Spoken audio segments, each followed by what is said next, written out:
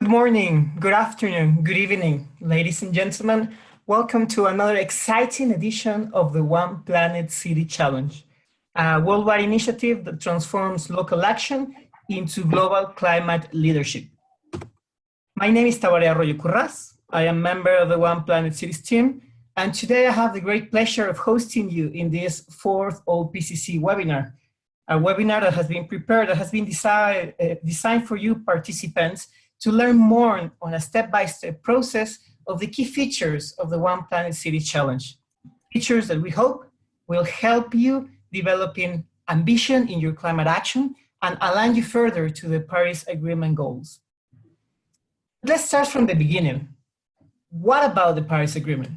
Who doesn't know what the Paris Agreement is?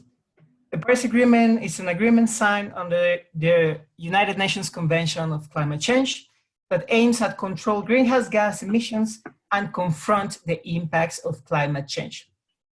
Probably you recall that in Paris in 2015, 195 countries subscribed to this agreement, and they committed to limited global warming to well below 2 degrees and make strong efforts to keep below 1.5 increase in temperature rise as compared to pre-industrial times. Today, it's clear that we live a climate emergency. The global mean temperature rise have increased already more than 1 Celsius degrees, and in many places of the world, that temperature rise have already go beyond 1.5. That, of course, has brought many impacts around cities and around many places in the world. Cities are particularly affected by additional temperature increase, posing their citizenship and infrastructure to impacts such as sea level rise and urban island stress, fire risks, flood, new disease vectors, air pollution, and water scarcity. The good news is that cities, of course, are at the front line of solutions. It's up to cities to limit the impacts of global warming and to move the world towards a more sustainable transition. Cities can do many things about climate change. But for instance, they can start redefining themselves by creating new kind of cities, a new kind of citizenship, by curbing urban expansion, reducing energy consumption, and integrating sustainable energy, by developing further green urban infrastructure and foster cleaner ways of transportation, all together to enable a better society with better lifestyle choices. An important thing is that cities have a lot of tools out there that can help them develop these actions further. And one of them, of course, is the One Planet City Challenge, an initiative that inspires cities to develop strong commitments on climate action, as well as deliver plans that can help us reaching those commitments. Overall, let me mention 3 things: 1.5 Celsius degrees, ambitious commitments, and strong climate action plans. 3 features that can certainly help cities move toward this more sustainable transition. And of course, those are 3 elements that we will cover in today's webinar, a webinar that has been designed as a tutorial, as I said at the beginning, to guide you step by step on the key features of the 1.5 OPCC new updated framework. I'm very happy to say that I'm not alone in this webinar, and today we will be accompanied by the expert opinion of Chris Putney, our colleague from Arup, a big firm that has been helping WWF in preparing all these features that we hope will help you in a robust and pragmatic way align your actions, your climate actions, towards the Paris Agreement goals. So Chris, welcome to this 4 OPCC webinar. We're very excited to hear what you want to tell us on the OPCC framework and these features. And without further delay, I would like to start the webinar, not without saying that 3 housekeeping rules are important.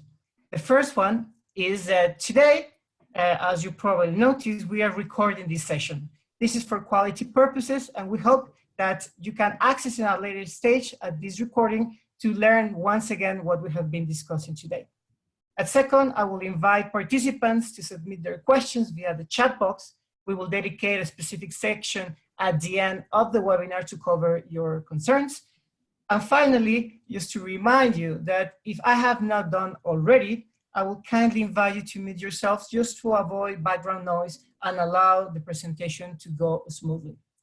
So without further delay, Chris, the floor is yours. Thanks again for being in this webinar and helping us developing all these new exciting and branded WF features for the OPCC. The floor is yours. Thank you, Chris. Tabare, thank you very much. Let me just share these slides with you all. So, as Tabare explained, we've been privileged and glad to be involved in helping develop some of these new features of the One Planet City Challenge this year. So just in brief, what we are to cover today is just develop a little bit further what Tabare began to explain to us around the global context and the focus this year of the One Planet City Challenge. And then the main bulk is on these three areas which respond to the three aspects in the global context. And we'll talk more about those. And then we'll summarize and have time for questions at the end. So please do share your questions via the chat box as they come up. So as Tabare has already explained, the Paris Agreement focused our minds, and nations and cities responded, and cities especially taking the lead on ambitious plans and to tackle the climate change, particularly in the context of a 1.5 degree future. Now, the challenge to us then as cities is to think through what is our responsibility, what is our fair share, what should we be doing if this is as serious as it is and as we know it to be, what should we be doing in response? And if we can work out what we should do, how should we do it? And this is the second aspect, which is what is the right evidence to be using, to be seeking, to be planning with? And where should we focus our efforts? What is the most impactful way forward?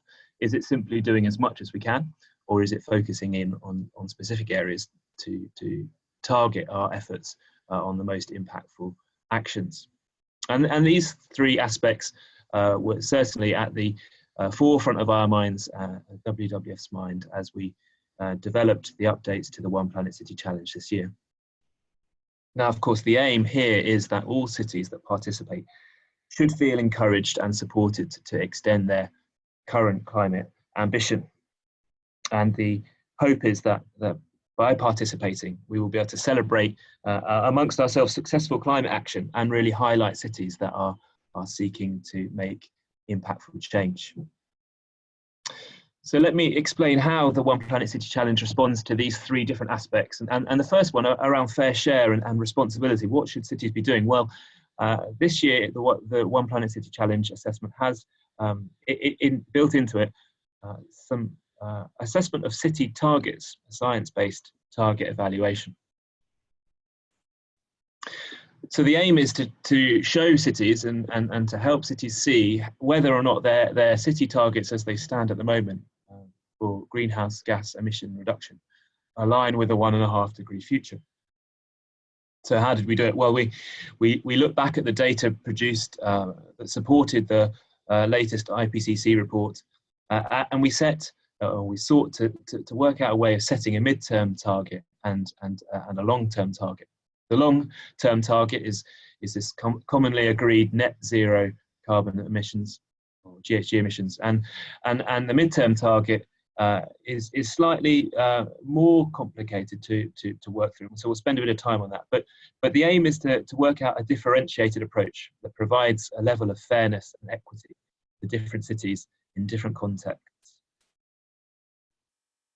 By doing so, we're able to build into the evaluation some of the big global factors, the macroeconomic changes, climate responses that are reflected in the underlying data from IPCC, but also to develop a differentiated and an approach which reflects the local context of the different cities. Let me just explain a little bit more of the background there. So as we work through the IPCC data, we noticed that although regionally we're starting in very different places, per capita emissions vary drastically between regions. When we compared the regions over this midterm time period up to 2030, despite the differences in various modelling assumptions, there was a very clear picture that each region ought to aim to reduce their per capita emissions, per person emissions by 50% by 2030. Now, this encouraged us to pursue this as our midterm target. But we wanted to build in an additional level of equity. So rather than simply requiring all cities to reduce emissions by 50%, we went for an aggregate 50%, and had this additional differentiation based on national development. And so we used the HDI, the index, to develop a process of adjusting the midterm target. Of course, cities differ in any nation against the national picture, but the HDI provides a robust measure of different development metrics, and so what that means is that more developed nations and cities in more developed nations will be required to go further in 2030 than others. And when we look at the picture as a whole, we end up with a 50% reduction. So through this process, we are able to set a science-based approach to a midterm target and a long-term target. And these are the values against which the city's targets are compared. Now, in a minute, we'll step through the process step by step. This is the process that is built into the One Planet City Challenge assessment, and all participating cities will be analysed in this way, and there'll be feedback to show the results of the analysis. But for our understanding, we thought it would be useful to work through it in a bit more detail, and it will highlight the fact that we need to be careful about the data we submit and use the most up-to-date data we have. More details on the process and the methodology are available in the updated assessment framework document, and you'll be able to access that shortly. So how does the science-based target evaluation work? Well, the first thing is to create some city-specific data sets. Some of this is historic data, and some of it's future projections.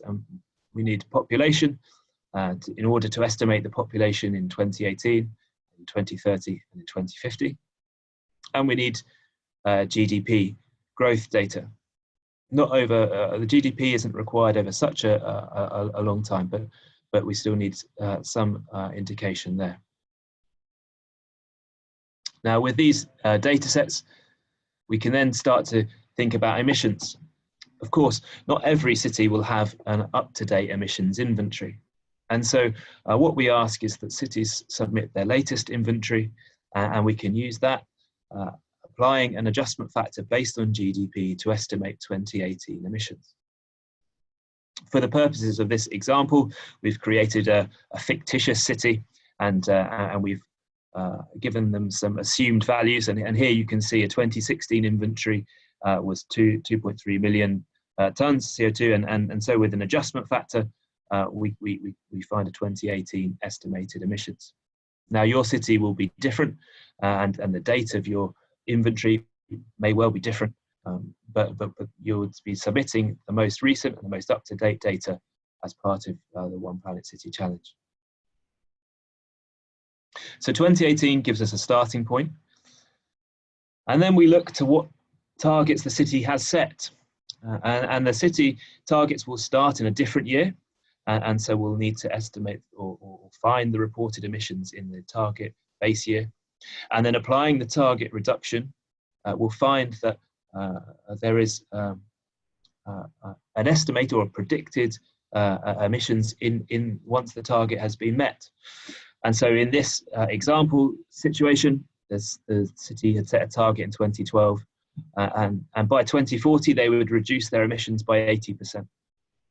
And so the question is, does this ambition that the city targets encapsulate, does that meet what's required for a 1.5 degree future? And that's what this evaluation is testing.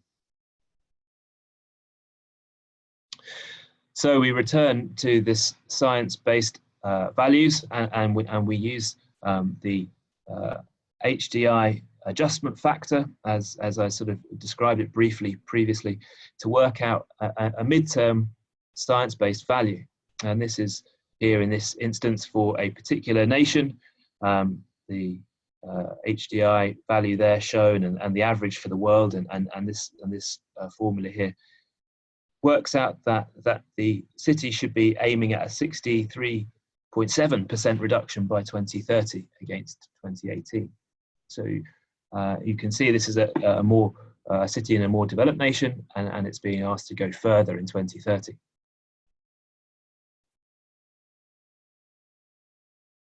And so we convert that then into per capita emissions based on the 2018 estimated emissions, the 2018 estimated population, and the HDI reduction factor. And it says that by 2030, the per capita emissions ought to be 0.44 of a tonne.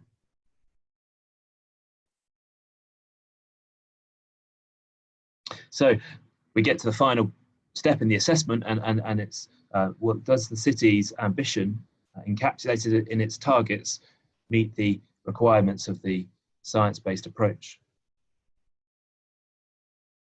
And this is the way it's reported back to cities, to all participating cities that have the data available.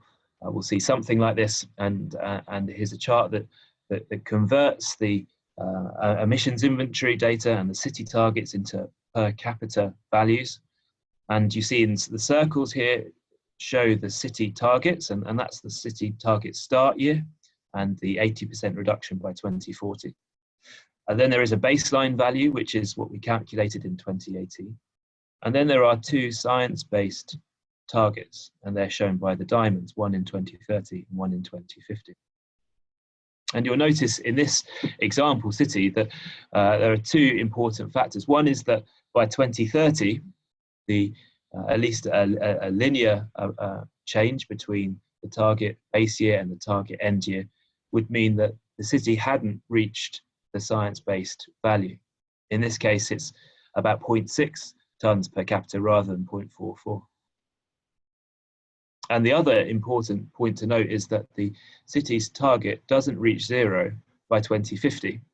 And that's the other important aspect in the science-based approach.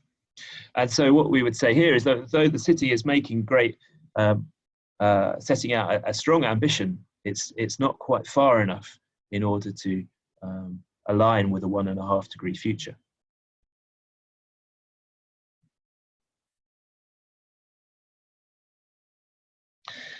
So what should cities do? What is their responsibility? What is their fair share?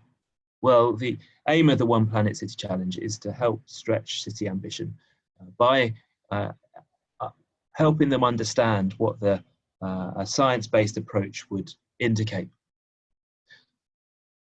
In order to do that in the most equitable way, we've sought to have some differentiation by city, by nation, by region, so that the 2030 midterm target is different for different cities. But there is a clear end goal. That means that all cities must reach net zero emissions by 2050.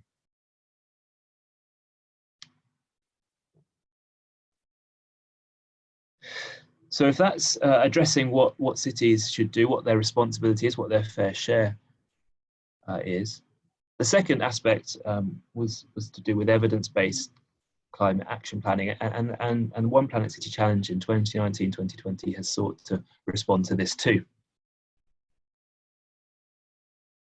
So what do we do in this instance? Well, we're looking to evaluate the process of developing the climate action plan, as well as the actions it contains. And so there is a slight shift away simply from looking at the reported actions, but trying to understand in more detail how the climate action plan was developed, and how it is being delivered, and how it's being monitored and maintained.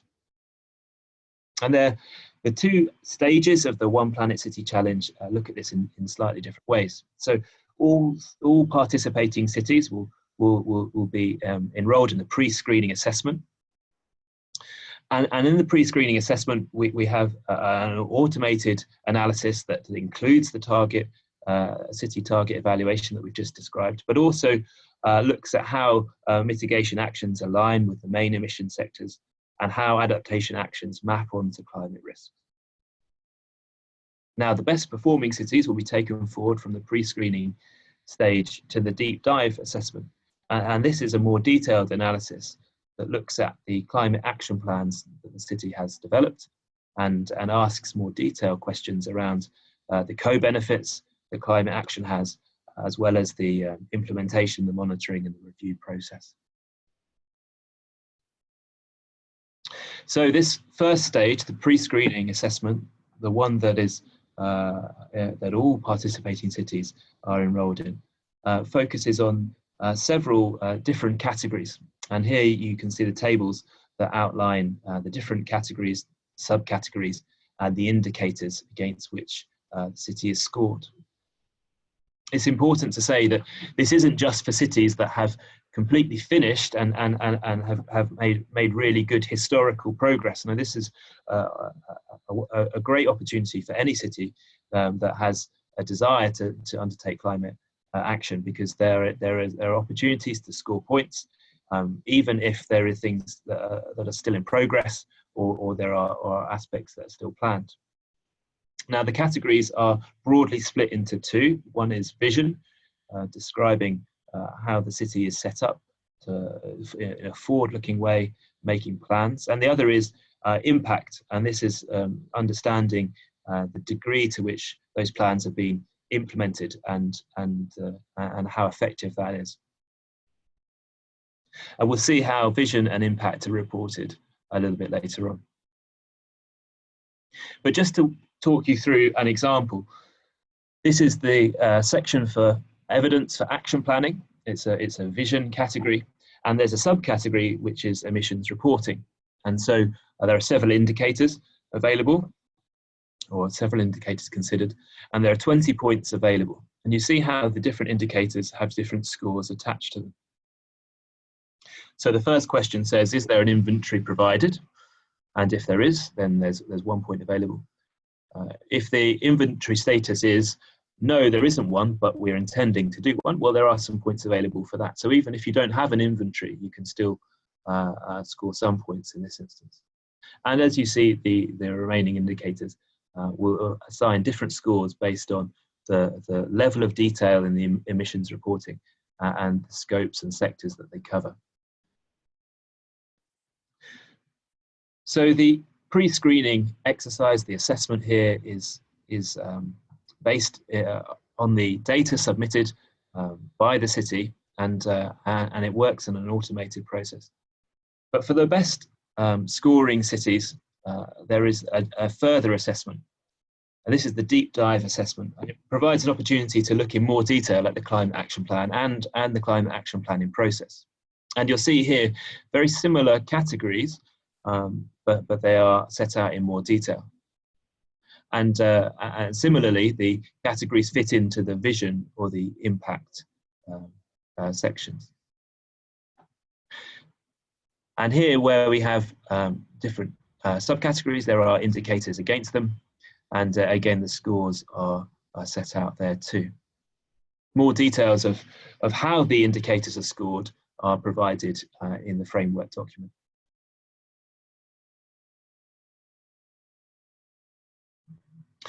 So the deep dive is really trying to encourage leading cities to go even further.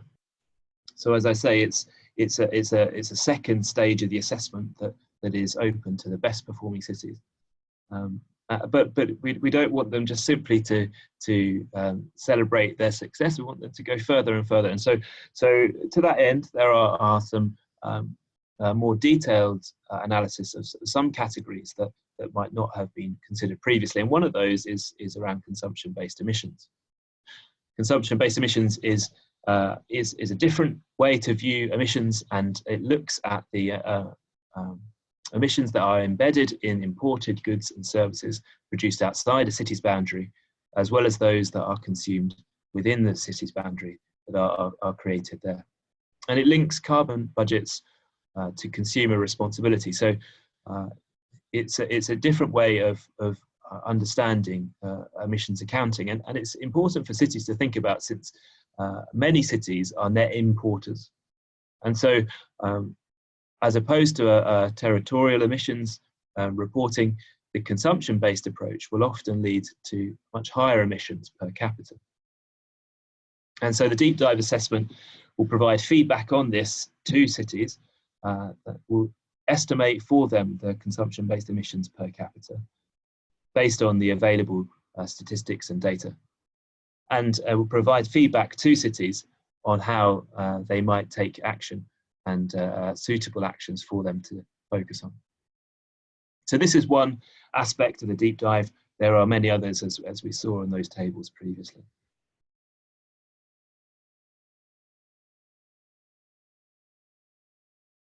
So to summarize evidence-based climate action planning, well, there is 2 stages to the assessment: the pre-screening and the deep dive.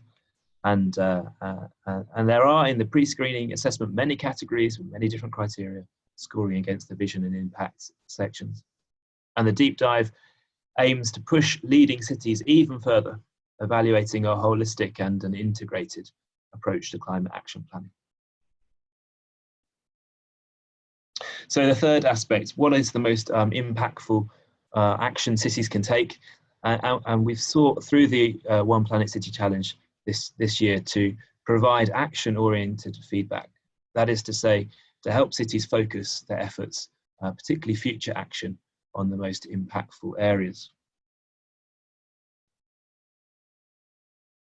So what do? Well, we're seeking to provide forward-looking advice on the largest opportunities for accelerating climate action. So this is to say that it's not always the best approach to do as much as possible in as many areas as possible, but sometimes it's better to focus limited resources on specific areas in order to deliver accelerated climate action. And how do we do it? Well, we have developed action pathways based on published data to tailor different approaches to different cities using the emissions inventories that are reported and the climate risks the city is facing. This is how it looks in the pre-screening city report. So this is the output of the pre-screening assessment, the assessment that all participating cities are enrolled in. And the report includes these different features, and I'll talk through them one by one. So this first one highlighted here is the summary of the scoring under the categories that we've just been looking through. And you'll see here this is example city is obviously very high performing and has scored highly in all the categories. But what this does show the city is where there is room for improvement, as well as those areas that are really to be celebrated. The next section is this presentation of impact versus vision. And it's a comparison. In this case, it says a pilot city comparison, but for the 2019-2020 phase, it will be a national comparison. And so it includes anonymized data showing all the cities in a particular nation and where your city is in relation. And it maps on these 2 axes, vision and on impact. And there will be some cities that have done more on action planning and setting the vision, and there will be others that have more successfully implemented their plans, and so there'll be differences there. But you'll see how your city compares with other cities in your nation. Next, there's a section on city emissions, and this first chart here highlighted has 2 elements to it. The outer ring shows the inventory, and this is what the city has reported, and it gives a breakdown of the inventory. And the inner ring is an indication of the mitigation potential reported in the actions that have been submitted. So in this case, the buildings actions, the mitigation actions relating to buildings, could reduce their or could tackle 40% of the buildings sector's emissions. And what this shows again is where there is room for improvement, and where there is large sections of the emissions inventory that can't be tackled by the existing actions.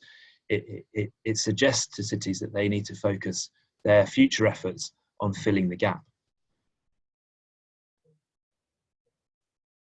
The other chart in the city emissions section is the one we've already discussed, which is the science-based emissions evaluation, and presents the city targets lined up against what would be required for a science-based approach to a 1.5 degree future. On the other side of the report, there are two more sections. The first is climate mitigation, and this is some of the feedback to the city, and this looks at potential mitigation actions against the emissions sectors that the city has reported. And this uses published data to list the most impactful actions to accelerate climate mitigation. And this is feedback that the city can then reflect on and assess whether their actions are aligned with these high potential sectors. There is here in this section a call out box, and at the moment there's a description of consumption-based emissions and some suggestions there, but in the 2019-2020 cycle there will be an opportunity for local WWF offices to provide some city-specific feedback, and that will be featured in this call out box here. So there's additional very bespoke feedback provided by local WWF offices where that's available. And the last part of the city feedback, pre-screening city report is the climate adaptation, and this takes the climate hazards that the city has identified. It aligns their current actions against those to see how many actions align with the most significant hazards, and it looks too at how other cities have typically addressed the same kind of hazards, and so there are potential actions here that are based on a database of existing city actions for those different hazards. I ought to note just here, if a city has been unable to provide any hazards or hasn't managed to provide 5, then we are able to refer to regional databases that provide descriptions of the most likely climate hazards, and those are used to supplement any gaps and to provide additional feedback where the hazards haven't been identified.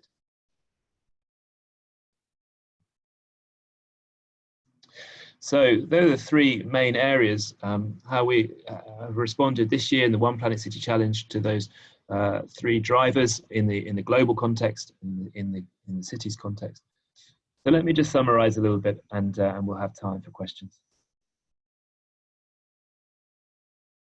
So there are several key features of the OPCC update.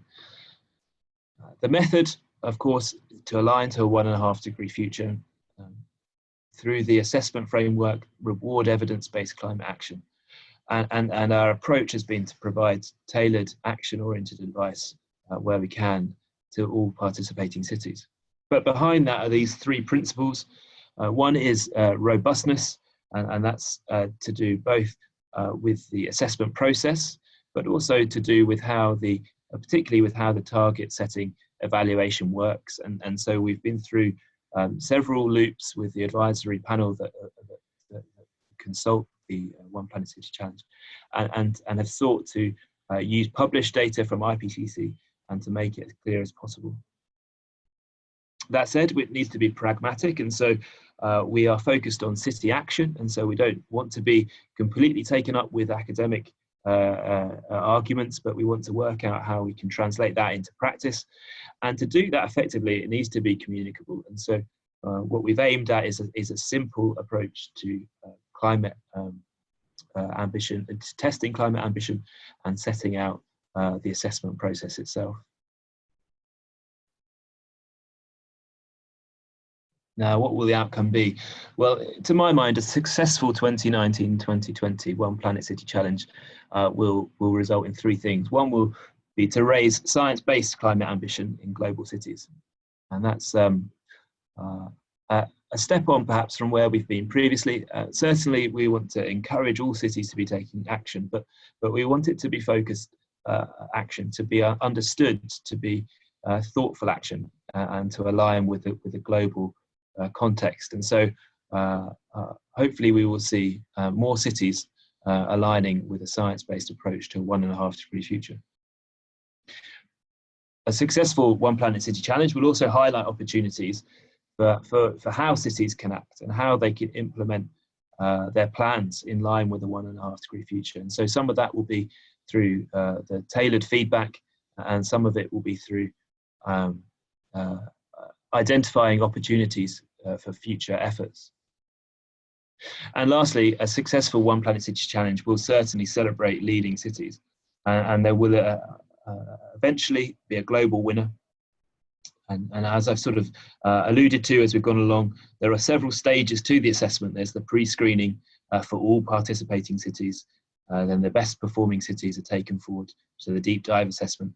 Then there are a series of jury panels, and eventually the global winner will be decided and announced. And through that process, we will look, and WWF are very keen to really highlight those that are doing really well and to celebrate success.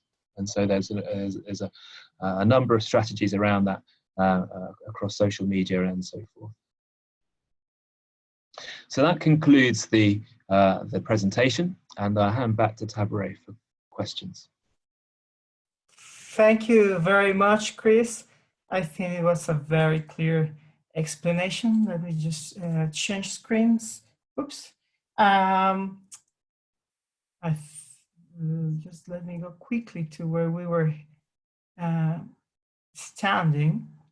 So I think it's a good moment to open the floor for questions from the public, from the audience. I have seen in the chat we have a couple of them, but I will start with a very nice comment that we receive. Usually at this point of the webinar, we start just reading the questions. But I would like to start with this coming from one of our colleagues that says, "Thank you, Chris, for an excellent presentation, very clear and inspiring." So I think that also is a symptom of how we feel with the whole process of developing this framework and the collaboration among many participants of the One Planet City Challenge. So let me just go now over these questions and start from the beginning. The first question, and I will just read it literally. Will you be able to share the PowerPoint after the webinar? Yes, we will do that.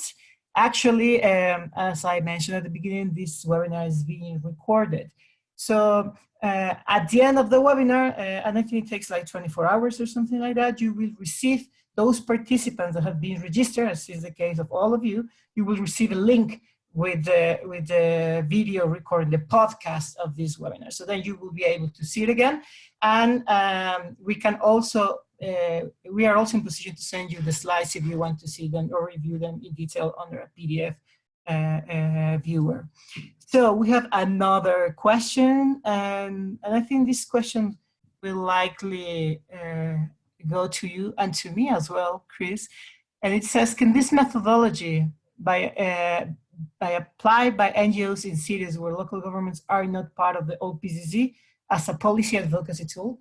So basically the questions ask us about the feasibility for this methodology, and I guess regarding the 1.5 alignment, to be used in other non-participating cities of the OPCC as a policy advocacy tool. So it comes back to the idea of the pragmatism of the methodology. So Chris, would you like to share any opinion on this? Yeah, I think that certainly it can be applied, and what we have tried to do is present the methodology clearly in the framework paper. So you'll be able to find that available online if it isn't already. And so I think that in principle it certainly can be. There is some data required, and particularly around projections, we would have to find a little bit of data. But I think that the process should be reasonably clear and certainly can be applied elsewhere. Thank you. So we have another one. I think this one comes from India. Will all participating cities be provided a pre-screening feedback report? Yeah, exactly. All cities that participate will be given that report. Now, it's probably worth me pointing out that there are some aspects which require the city to submit certain pieces of data. So if there isn't an emissions inventory, we can't present the analysis of the inventory. So in that instance, the city will receive the report and will have the feedback on the scores of the various categories and so forth, but won't have the full benefit of all the analysis. So we will report back on as much as we can, and that will be made available to all cities. Perfect. I think that's a very good clarification. To some extent, the level of completeness and the quality of the data that is submitted through the unified eClay CDP reporting system. By the way, our gratitude to our partners in this gigantic effort of the One Planet City Challenge to create a place where cities can report their commitments and their actions. Well, depending on the completeness and the quality of the information submitted, the better pre-screening report that we can do, of course. So we have another comment here. Chris, can you clarify if the city names will not be exhibited in the vision impact diagram? So I think it comes back to the pre-screening report, and the question probably relates to the second or third image that you show us, where we compare vision against impact, and where we describe that we allocate cities in a national level compared with other cities. So the question is, it goes if the names of other cities are as well exhibited in that vision impact diagram comparison. No, that's a good question. No, they're not. So I think it's a helpful diagram because it will show you how you are performing against other cities in your nation. But the other points will not be labeled, and so it's all anonymized data. And so in that case, I think it should be fine. So it'll be good for the city to see how they're performing relative to others. But they won't be able to tell who the individual who the other points represent. Thank you. We have a very interesting question, and if I'm not mistaken, this is a question coming from Hong Kong, and this question goes in the following way: are other organizations likely to adopt the same metrics for key issues like the overall targets? For instance, eClay, C40 cities, Global Covenant of Mayors, WRI, CDP, etc. So are the other organizations likely to adopt the same metric? Well, that's a very interesting question. So I think a bit normative. And Christopher, I will really like to hear your opinion on this. Yes, okay. I think there's probably two things to say. One is that certainly WWF's ambition was for something that is applicable at a global level, and also shows an alignment with a 1.5 degree future. And to that extent, I think what they have done is leading and is breaking some new ground. And I think that's really to be applauded. And the second thing to say is that as part of that process, they were very keen, and I saw it firsthand, to engage with all of those different actors that are listed there, and there were several sessions where the methods were discussed and their feedback was provided from each of those organisations. And so I think this really is a combined effort, and one point to prove it, that the city data submission, which is going through the ICLAY and CDP platform, is used for the pre-screening assessment, and the data that is used is that which is required for the Global Covenant of Mayors. So in order to try and reduce the reporting overhead for cities, the WWF One Planet City Challenge will use the Global Covenant of Mayors data. So there is very close alignment between the different initiatives and the different organisations, and I think collaborating is got to be the way in which we can deliver the most impactful change. Yeah, thanks, Chris. I also would like to share my opinion, and I think Chris just highlighted two important things. I mean, this is a collaborative effort, and by no means we would like to have this is our WF approach, and this is a proposal that we offer to the participating cities in the One Planet City Challenge. Nonetheless, of course, as in any scientific, or better to say, science-based effort, there's not an absolute truth. And there are other methodologies out there that I think also worth recognition. Yet, for the purpose of our cycle, we have done quite a big effort in preparing all this setup. As Chris put it in there, in a way, we're not proposing a method to align to 1.5. We are actually kind of proposing a culture on how to inspire cities to evolve further in their climate ambitions. And that's why we frame everything under the trinity, I would call it, of robustness, pragmatism, and communicability. And I think this is the particular added value that we're trying to print with this new updated framework and with these particular methods and approaches that we're proposing to participating cities. So I think this is all open source to some extent, and the documents are out there. We of course encourage cities to participate in the initiative, but what we really care is that we transform the way we conceive cities and the way we are doing climate action as compared as we used to do under this context of climate urgency. So very important that cities to some extent subscribe to the One Planet City Challenge, and when it is not possible, well, there are also options to keep working for further climate ambition in their own places. So let me just go to, I think we have a couple of questions, and thanks to everyone. We are very good on time. Okay, so this one goes to you, Christopher.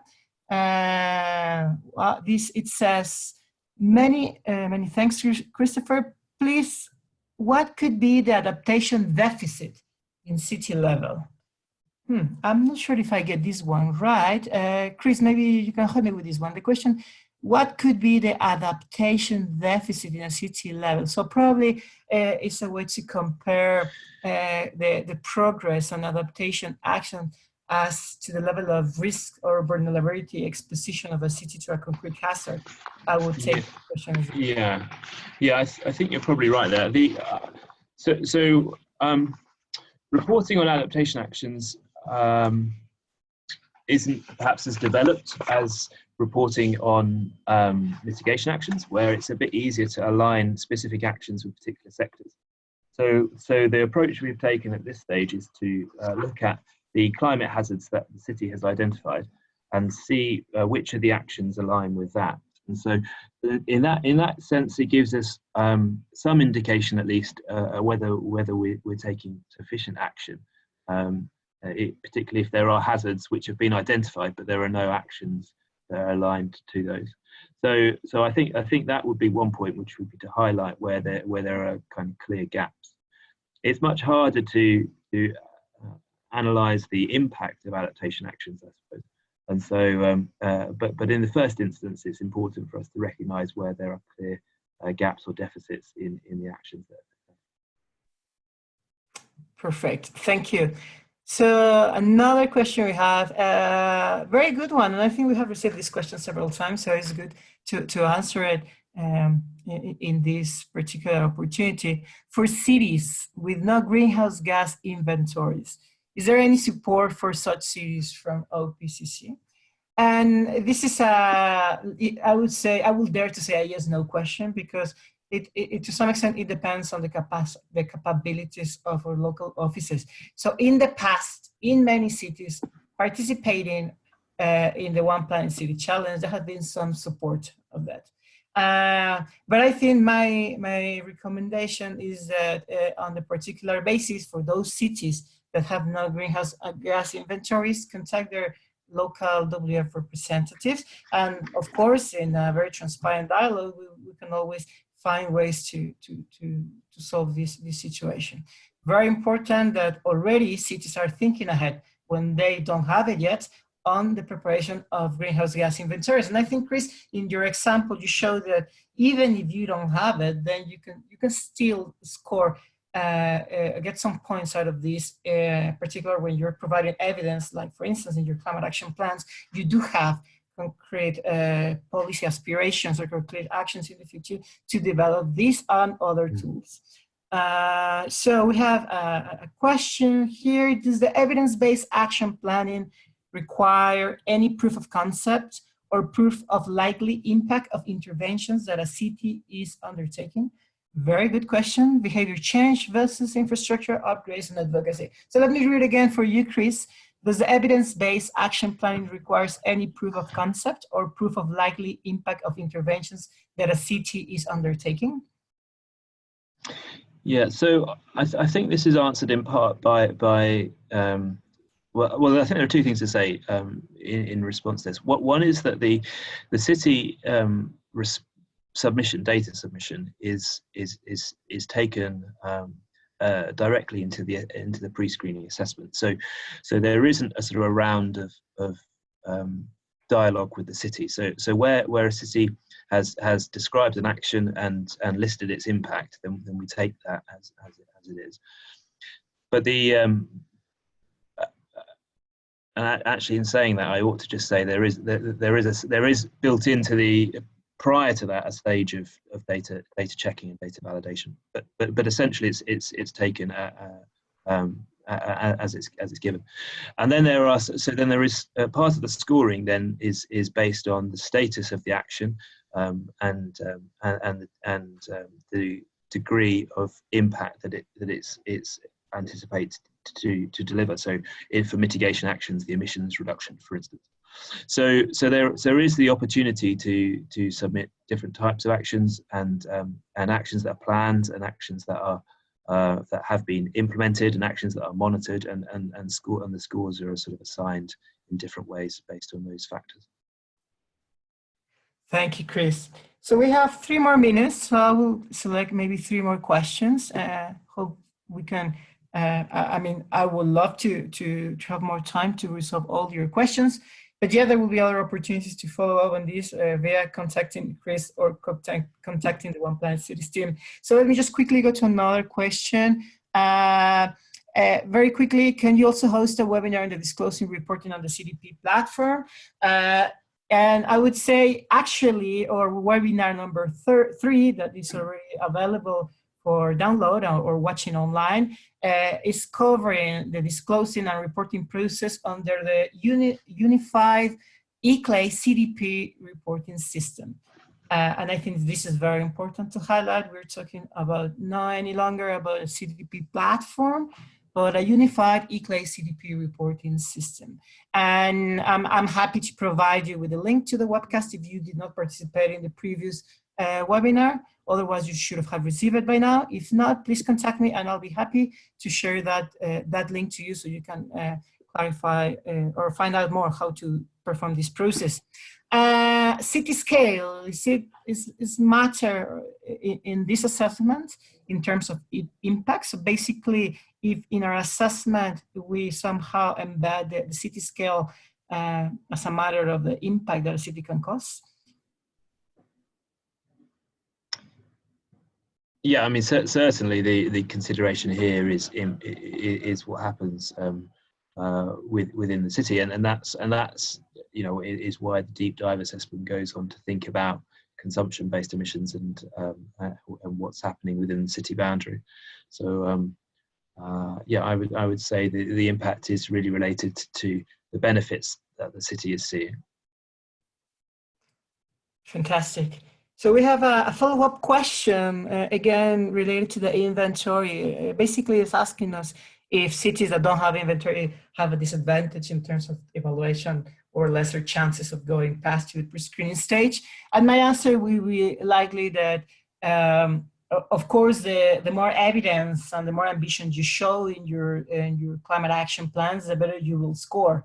So this is not, I would say, a black and white answer. It largely depends on the integrality of the answers provided through the Unified ECLAY CDP system report and the whole action plans that are proposed to the One Planet City Challenge. So there might be cities that can score higher in some categories than others, and overall they can have a very good final scoring. In the end, this initiative, again, is trying, as Chris pointed out, is trying to raise ambition in cities. So please do not get motivated about having and not having emissions inventory. Better, my suggestion would be to start thinking how you can have them in your city and what are the steps that are needed to have them. Let's remember that we are just talking about the 2019-2020 OPCC cycle, but hopefully we'll have a 2020-21 OPCC cycle as well, where you can show us your commitment to already have in place inventories. Okay, I think I will take this as a final question because we need to move forward in this webinar, but this is a very good one. Maybe we don't have that much time to go over it, but this goes for you, Chris. How will the consumption-based emissions be calculated? Great, thank you. Yeah, good question. And so this is part of the deep dive assessment where we will look at the city per capita emissions and then provide an estimate of consumption-based emissions. Now, there are methods out there for calculating a city-level inventory, and that's quite a detailed analysis. And so at this stage, we won't be going to that level of detail. So what we propose to do is to use, in the first instance, any available city metrics, and there's an ongoing project that ARIP are involved with in order to produce some city-level metrics, which will aid cities to estimate their consumption-based emissions based on other known factors. And where that isn't available, there is a process based on a national data sets, and so that it's quite a crude approach, but it at least gives an indication of the scale of change based on national factors. And so that's the backstop approach in the deep dive assessment. So in short, there is a more city-specific approach based on published metrics, and then where that isn't available, a national backup based on national factors. Thank you very much, Christopher. I hope that answers a bit the question. And unfortunately, we really need to move ahead. For the first time, we are late in an OPCC webinar. We're not on schedule. It's the first time that happens, but it's very exciting because there were very good questions. And of course, the explanation that you gave us about the features of the OPCC, Christopher, I think is very well valued by our city participants. So let me just move very quickly to the final stretch of this webinar. And hopefully my presentation keeps working. Yes, okay, good. So if there's any other question, please feel free to reach us or to reach Chris at christopherputney@arif.com. And thanks, Arif, for the collaboration that you have had in supporting the One Planet City Challenge. So participation in OPCC. So for those that are new and that have not participated in previous webinars, let me just give you a couple of insights of how you can make your city reaching that climate aspiration of aligning to the Paris Agreement. So the first thing that you need to do is you need to confirm your interest in participating in the OPCC with your local WF office if you have not done it already. And if there's no local WF office, please send us a message to opcc@wf.se in Sweden. So again, if you have not reached already your WF local office, if you have done it, there's nothing that you need to do. So very important, remember that the whole disclosing process is through the unified CDP ECLA reporting system. And when you log in there, you need to opt in for the OPCC participation. For more details, you can consult that link, or you can go back to our previous webinar where we show the details of how to do that opting in process. Very important to highlight that the data reporting requirements are the same as for the GCOM, the Global Covenant of Measures, and fundamentally relevant, you need to submit your information as final deadline of 10th of July 2019. So remember, reporting framework, the same as the Global Covenant of Measures. The components include targets, commitments, action plans, greenhouse inventories, and very important, renewable energy and energy efficiency actions. You will see in the questionnaire that you need to fulfill to participate in the OPCC on section 8 that we highlight sorry, we do not highlight actually that. However, we do invite cities to never forget about the great efforts they're doing under these topics. So reporting is again on CDP's ICLEI Unified Reporting System. And very, very, very, very, very important, when you log into the platform, you clicked in the opt-in box for the One Planet City Challenge. So we have prepared a couple of materials for you, the OPC guidelines for participating cities, where you can get an overall approach or overall view of what it requires for you and how you can participate in this 2019-2020 process.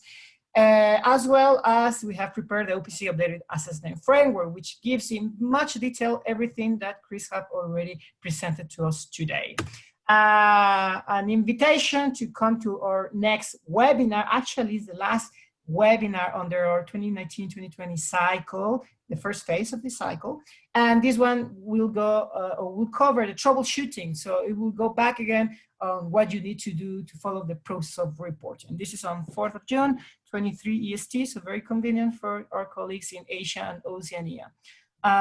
Very early for Europe and a bit late for the Americas region.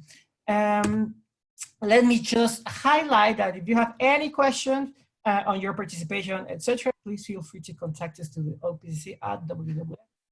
And we will be happy and delighted to answer your questions. So I think this is the end of this webinar. I cannot finish, of course, without inviting you to visit our wfpanda.org and follow us on social media. And give again, extend my gratitude to you for participating in this 4th OPC webinar, and to Christopher Putney from Arup to being our guest speaker today. So I think that's it. Thank you very much for participating in this 4th OPC webinar of the One Planet City Challenge, the worldwide initiative that transforms local action into global climate leadership. This is the end. Thank you very much. You may all go in peace. This 4th OPC webinar is finished. Thank you very much.